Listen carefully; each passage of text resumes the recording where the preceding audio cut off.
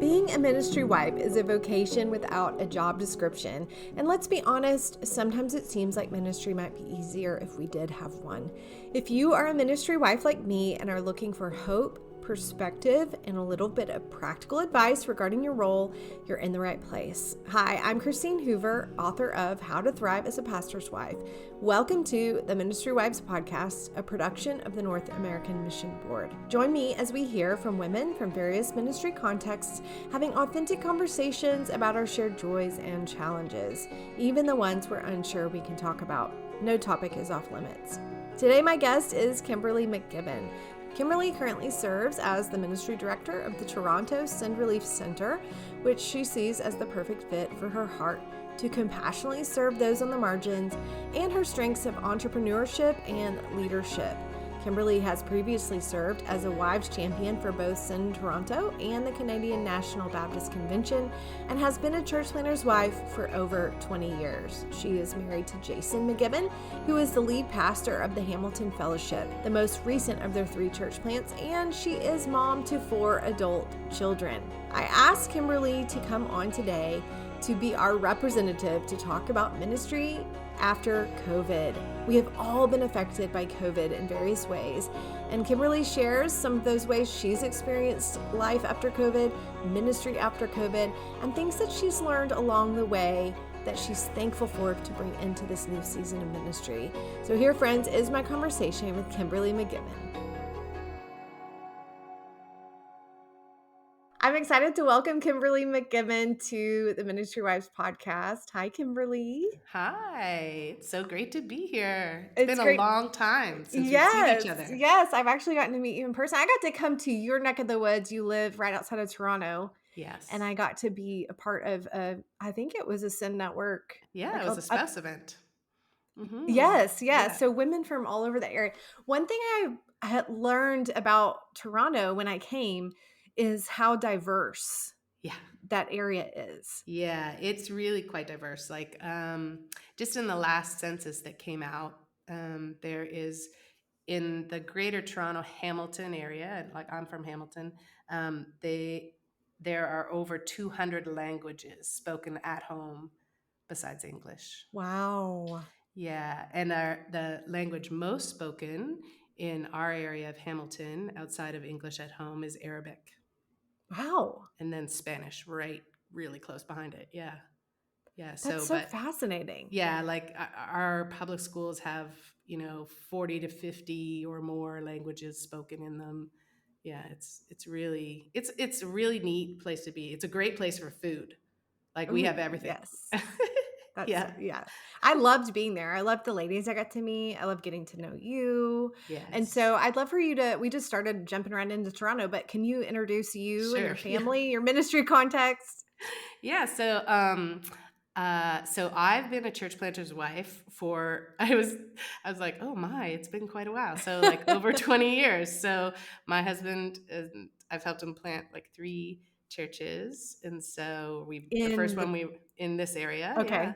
So the first one we were involved in was a suburb of Toronto, and we came to that one quite early on. I think I was at their first preview service. I was the scout, and very quickly we became just God just kind of grabbed our hearts for what they were doing, and so we became really plugged in there. And then we went and planted a church out of that church in another suburb, and then from there, that church sent us here to plant in Hamilton, which I now Mhm. call home. So, and now Mhm. we help church planters and are sending church for other church planters. It's been a fun. God's done some really crazy things, and so it's been really fun. I love it. Yeah. Yeah. Well, I would love to talk to you about we're going to talk today about COVID and Hmm. ministry life after COVID.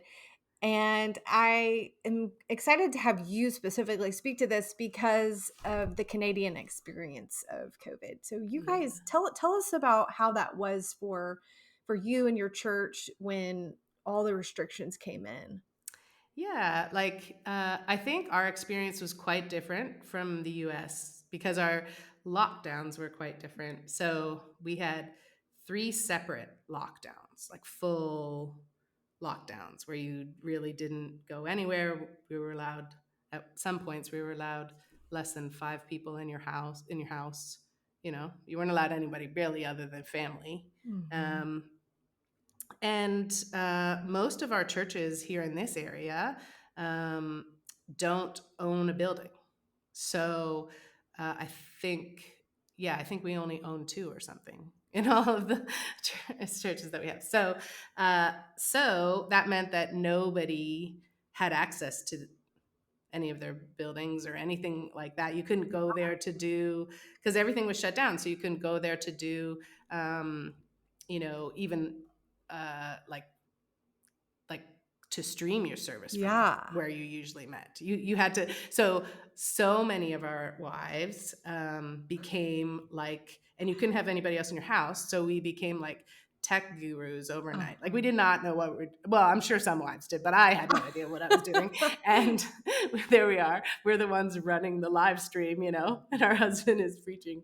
And I kept, I remember praying before every service, like, please, please, Lord Jesus, do not let me mess this up. Yes. So so we just last spring, so not the spring that just passed, but the spring before, and in 2022, that's when we really got rid of our last restrictions For the whole country. for the whole. So in Ontario, at least, like different provinces did different times, but pretty much there was restrictions across the country until about then. Yeah. Mm-hmm. So, just a disclaimer before we continue is we know listeners have had a wild variance in experience with, Yes. depending on where you live, the kind of restrictions that were in place. So, where we lived at the time, Charlottesville, Virginia, we had very similar as what you just described. It wasn't until spring of 2022 that some of our restrictions were lifted in terms of we were meeting in a school and the school required us to wear masks in service. And so we had to go along with some of the restrictions that we were kind of ready to be done with by that point. Not just kind of. But we know that some people listening, they might not have felt any of these challenges. But we really are probably speaking more to the people who did face experience, because there were so many challenges that came up. And I would say it kind of came in waves. I don't know how you felt, but it's like the first I remember, challenges. at the beginning there was that word like, okay, you just have to pivot.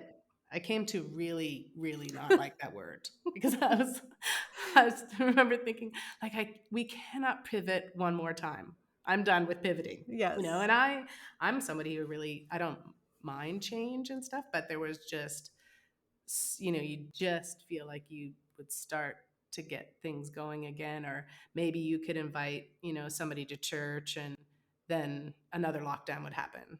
And so, to have, like, in our case, we lost the place that we used to meet in. It closed, and so it didn't make it through COVID. So then we had to, in COVID, find another place. Oh my. Meet, where you weren't allowed to, and during all the restrictions and stuff. And then also, for people that rent in order to have their church, like, they would understand this. You really have to build a relationship with the people that you're renting from. And it's hard to do that when there's so many restrictions and they don't know you and you don't know them. And, so it was a challenging time for sure. Yeah.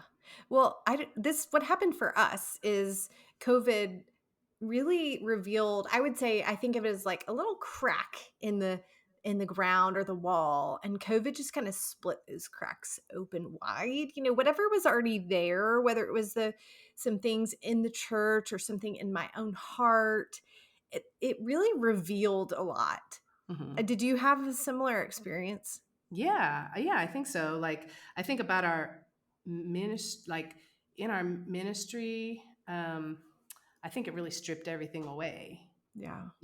And that's not necessarily a bad thing, No. always, I think at the end of the day, we realize, like, Jesus is still Lord, no matter all the challenges, or you can't invite this person, or you have to check for COVID, like for vaccination certificates, which, was, really difficult. It's hard to invite somebody and then, on this divisive issue, like you're having to say, but you can only come if you have a vaccine. Like that part was really hard. You know? Oh, Yeah. that we didn't have that, so that's Yeah. a whole nother thing. Oh my goodness. Yeah. Okay, so let's talk about the one of the things that we've seen is this divisiveness that has Mhm. come up, and it infiltrated the church. I mean, there was so much division within the church and over different things, not even COVID, but at least in the States, a lot of the racial issues that came up during that same Mhm. period of time, and there was just the political stuff in the States was really at the same time. So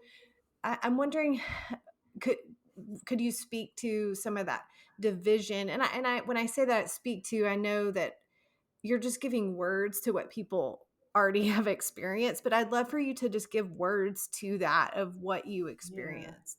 Yeah. I mean, I think it was difficult because it was always the elephant in the room. Like you wanted to talk to people about Jesus, but there was also this huge elephant that was just looming, to the side of you or behind you, like, and and the more you tried to, if you tried to ignore it, you just couldn't, right? But it was so divisive for so many people, and everybody had a different opinion, and it was hard to, I think, talk to people about, can we just put that to the side, Yeah. right? Like, can we just focus on Jesus right now? You know, and I think, you know, it when you were talking about that, it showed cracks. I think, I think it showed us a lot. I think there was a quote by Timothy Keller. I don't know if he was talking about this, but I remember thinking at the time, like, wow, that's what it reminds me of. Is that he said that we, if we're really honest with ourselves, that we would prefer Jesus to be a consultant rather than our king. Mm, And I think that was one of the biggest things for me that was hard for me. Not that, like, because friendships were, strained and all that kind of things, and people I'd been friends with who, you know, um, who were Jesus followers, uh, and that we just had differences of opinion of how to follow him during that time, yeah. right? Yeah. And so that was really hard. And to just keep myself focused on, like, okay, am I doing what Jesus has called me to do? Yeah. Right? What's my calling? What do I know, like I know that Jesus has called me to do, that I'm going to stand and account for one day, right? And Yes. so, and it's different for different people, right? So, but you have to be sort of true to that for yourself, I think, Yeah. you know? It really did bring it really did draw a line in the sand for us all, I think, to think Yeah. about why do we do what we do Yeah. and what are we going how are we going to respond to the uncertainty. And Yeah. that brings me to thinking about my own self and what it showed me about myself. It showed me some things about where I was putting my identity, or maybe even expectations that I had that were suddenly stripped away of what Yeah. life would look like. And so I'm wondering for you what those things were that Yeah. God Uh, showed you. well, uh, I think the biggest one for me personally was that when everything stopped, and there just wasn't the running around that you usually do. That was just like, for me, I was like, I did not know what to do with myself. Mhm. Right. And so I realized that I was really, that had become part of my identity, the busyness of ministry, the busyness of, helping my husband, or, our kids, like making sure, um, that they were doing okay, or making sure that they got to whatever they got to, launching them well, all those kinds of things. Um, and my identity as like a mom and a wife, all those things I realized had really crept in, and I wasn't seeing myself as, that my seeing my identity coming out of the overflow of my relationship with Jesus. Mm-hmm. Right. And so that for me was the biggest thing, and the thing that I'm most aware of now, post COVID, Mm-hmm. because it's very easy to slip back into that, to the Yes.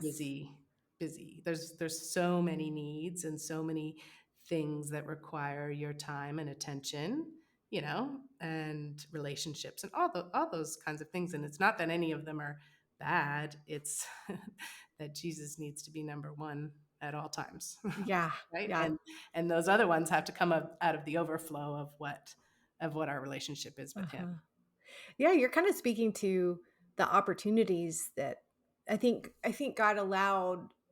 He used that, at least in my own life. He allowed me to see that in a way I Mm, would never have seen it otherwise. And it's made me do things a little bit different. Coming out of it, it's changed how we do things and how mm, we approach things. And some of that personally, some of it in our marriage, some with church. So I'd love to kind of move to, okay, we're coming out of COVID. How has ministry life changed for you and your husband based upon the mm. pandemic? Yeah, I think coming out of COVID, um, we really we're trying to keep the main thing, right? Eh, We realize that like everything that we do, like every person that we work with, or like it's all about discipleship, right? So, whether we have mission teams that are coming in, and with those mission teams, we're serving our city, it's discipleship on both ends. Like it's discipleship with the mission team, right? And it's discipleship of ourselves, and it's discipling those people that we get to meet, that we engage with in the city. Mm-hmm. Um, at we often talk about like being the welcomer, but then also having the humility to be the welcomed, Mm, I like that. right? Because I think we're really good. Lots of us are really good in churches, and especially pastors' wives Yes. are very good at being the welcomer. Yeah. Really good at being the welcomer. We're we look for the person that's on the fringes, that maybe needs to be brought in. Yeah, that's kind of our thing. Like we, right? We bring things to our husband's attention that, he's so busy he might not see, right?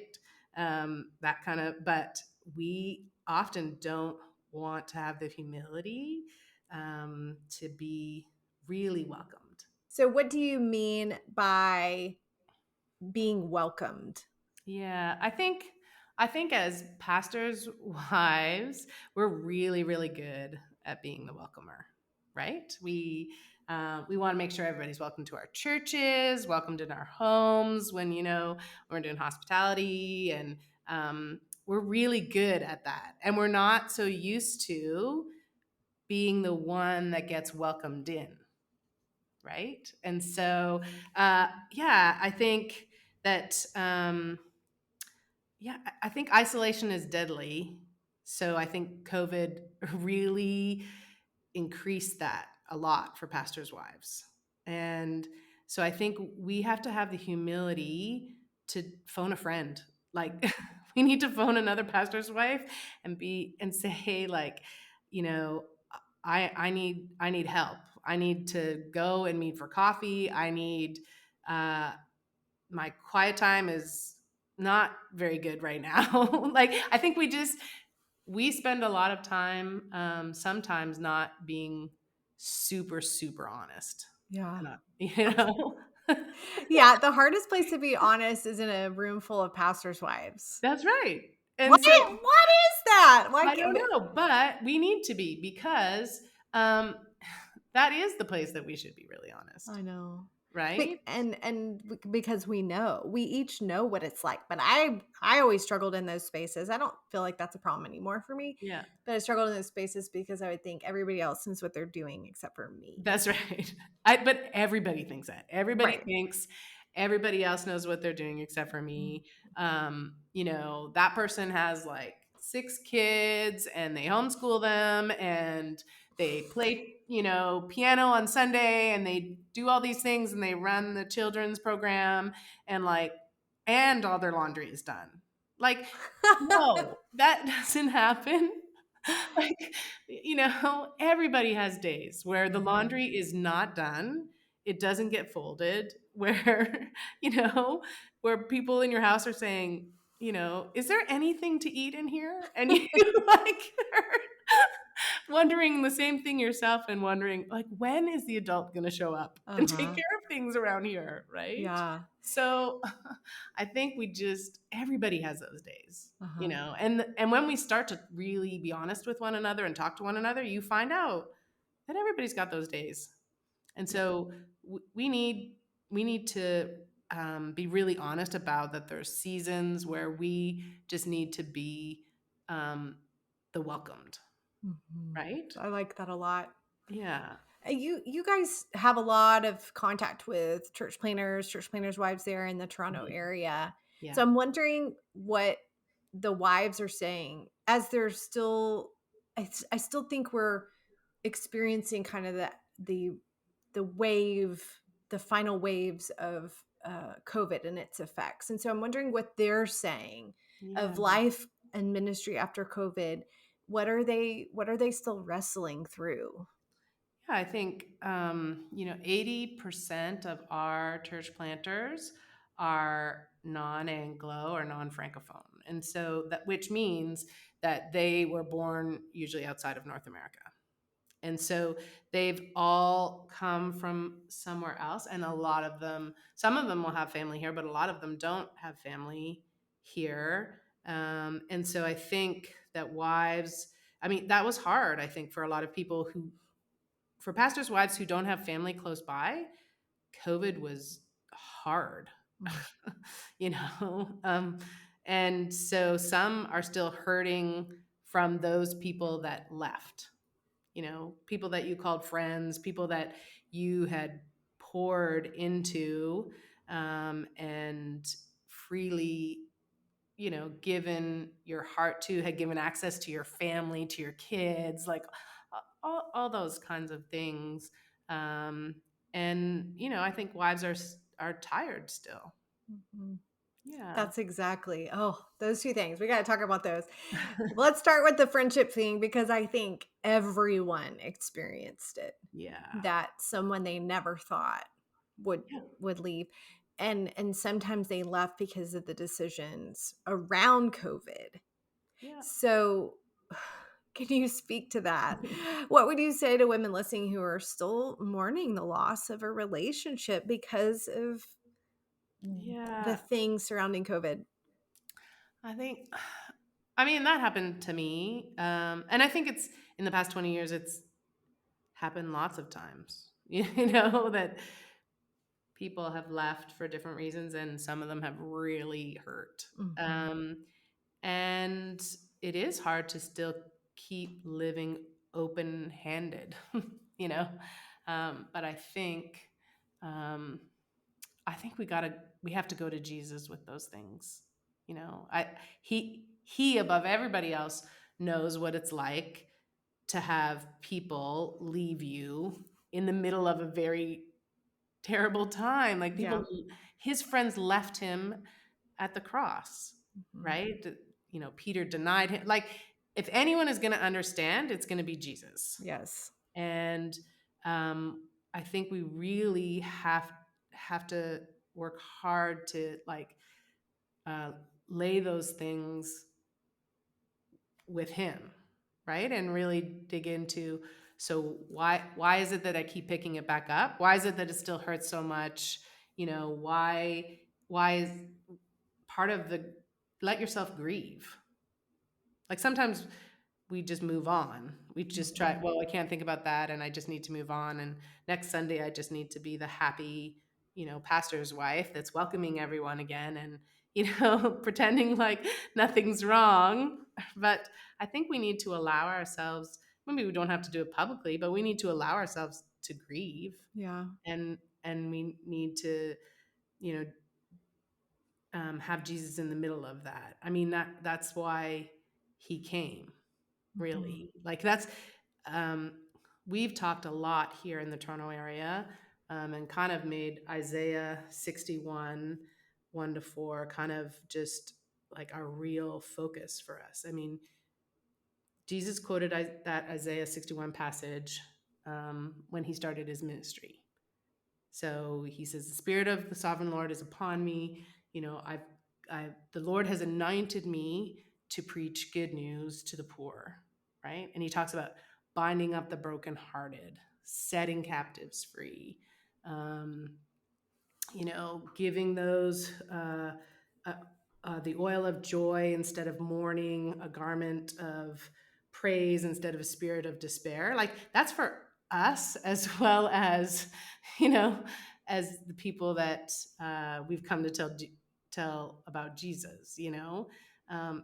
That is the good news. Like that right there. That's Jesus came for us, right? To do all those things. And so I think, yeah, I think I need to every day be sort of preaching that to myself. Yes. Yeah. Again. Yeah. Well, another area is exhaustion. I do think Yes. that what we experienced was it was so much work just to keep the church going Yeah. during making decisions. And, it wasn't really me making decisions, but Yeah. supporting my husband. He's constantly having to change what we're doing and Yeah. according to what we can. And so by the end of it all, he was exhausted. And then you're like, now we got to ramp up and kind of get back to normal. And that was really, really challenging. Yeah. So can you speak to that? Because I know there's probably people still out there that are just exhausted from keeping things together. Yeah. I mean, I think I think we need to be honest about that when we're exhausted. And I think we need to rest when we need to rest. And we need to really know that Jesus is the one that's in charge of the church. Mm-hmm. Like he's the one that's going to build the church. We really are just supposed to be obedient to what he's asking us to do for that day. Like, so every day I remember, coming out of it, just thinking like, I don't even want to go out of my house. Like, I don't want to see people, because we were Yeah. just tired and Yes. things were starting to ramp up and people were inviting you to things. And I'm thinking, oh, I just, Not quite ready for that yet. yeah. And so, and yet part of me was like, I missed it all Yeah. and I wanted things to go back to normal, that Mm-hmm. Quote unquote. quote Yes. unquote normal. But I was also so tired. Yeah. Right. And so just I think again it's that we need to have other pastors' wives that we're talking to, that we can be really, like, it doesn't have to be everybody, but you need one or two that you can really be honest with. Yeah. And I mean, that's the part of, for me, the COVID really revealed some really just great, God has just provided me with some really amazing women in Mm. my life that I can count on. And the same when I was talking to my husband, Jason, like same for him, like just, That's great. yeah, just some people that we can be really honest with. Like, we're really tired, Mm-hmm. or, we just, we can't do that this weekend. Yeah. And I think that's okay to say. Mm-hmm. Yeah. The church isn't going to fall apart because you didn't attend one event or, Mm-hmm. Yeah, that's yeah. good. You mentioned too, I mean, I think you're speaking to there are good things that came out. Yeah. There are really good things that came out if we have eyes to see. Yeah. And we might have lost people and we mourn that, Hmm. but in some ways I think God gave me an eye to see the harvest is plenty, right? Yeah. And so I'm wondering for you what opportunities that you've seen that have come through Mhm. COVID and that you would say, hey, church, Big C church, look, there's Right. the harvest is ready. Yeah, I think there's a couple of things for me, like here in Canada, and I can only speak to like here, but we have seen a huge increase in the amount of people coming to our city, Mm. and so that is amazing. People from all over the world are coming here. And that is an incredible opportunity that I can only think that is God ordained. That he's bringing us people that we can, and other Christians from other countries that we can learn from. So that my Christianity isn't so Canadian focused. Right? I learned so much from my brothers and sisters that are from Venezuela and Mexico and Colombia, like just the way that they worship, the way that they talk about church family is quite different. We're very individualistic, right? And they are very like family culture is huge for them, right? And I love when we get together and they talk about family, familia, and there's just so many things that we can learn from one another. I think that's a huge opportunity. There's a huge opportunity that there's people that aren't in the church that are discontent. They're looking. COVID's made them question, like it's made us question things. The COVID has made them question things that haven't gone to church, and so I think it's a great opportunity for us to engage our city.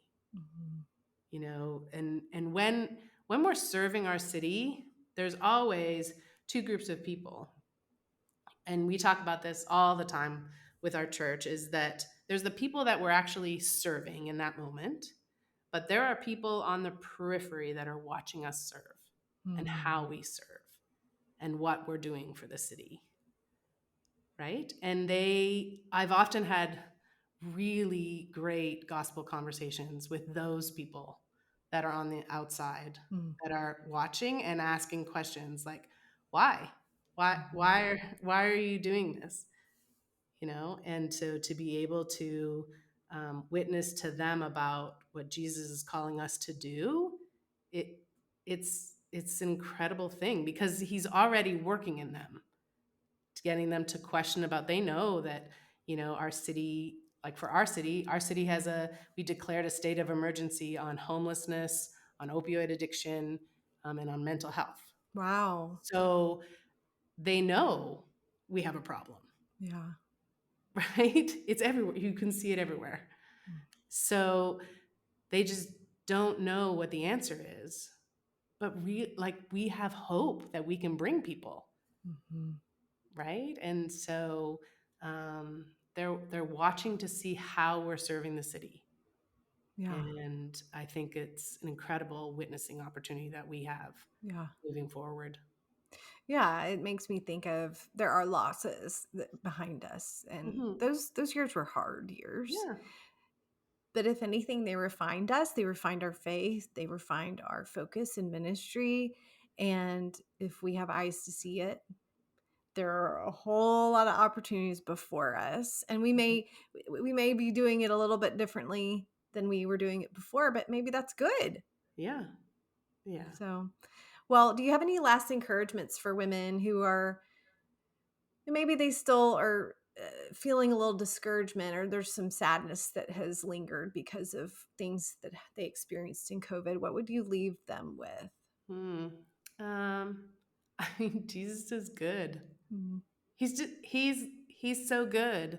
And if you're tired, and you're having trouble like pushing through the fog, like sometimes it can feel like a bit of a fog that you're in, if you can just really remember that Jesus is good.